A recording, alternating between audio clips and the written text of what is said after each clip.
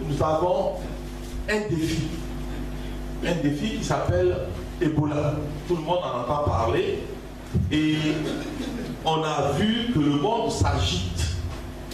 On attend avec anxiété et angoisse comment est-ce que ça va se résoudre, comment ça va s'arranger.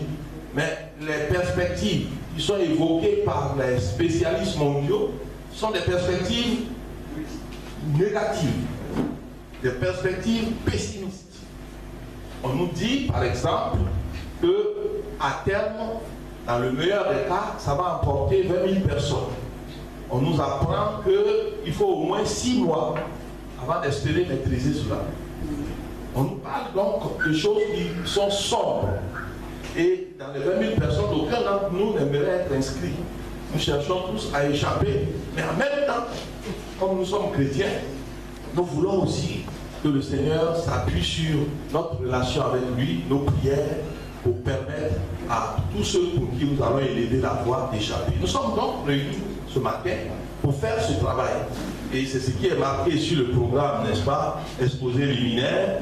Nous sommes là pour faire ce travail et nous espérons que Dieu a fait venir ceux qu'il veut voir élever la voix pour que ce travail se fasse. C'est un travail sélectif.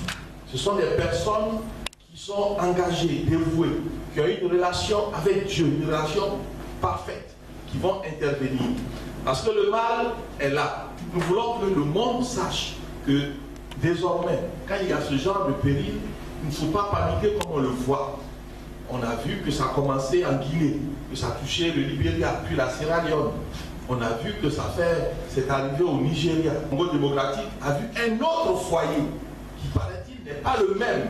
Mais curieusement, ces deux foyers se sont déclenchés dans une période d'à peu près 2 mois de différence.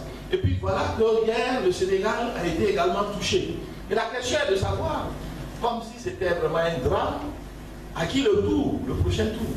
La question est terrible. Pour qui va sonner le glas? C'est ce qu'on se demande.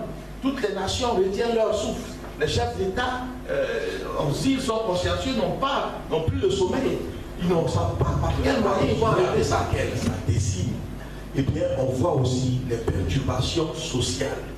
On voit comment les gens sont mis en quarantaine. Une nation qui a appelé à mener le réveil dans le monde, comme il vient de le dire et que nous le croyons tous, et qui a reçu pour mandat de manifester l'unité, tant qu'on ne le fait pas, le Seigneur va prendre le fouet.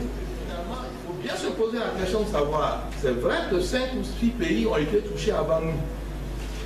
Mais nous avons besoin de nous lever et d'essayer rapidement de faire ce qu'on n'a pas voulu faire quand on était en paix, quand on était tranquille. Et c'est ce qui s'est passé pour les premiers chrétiens. Allez et faites de toutes les nations des disciples.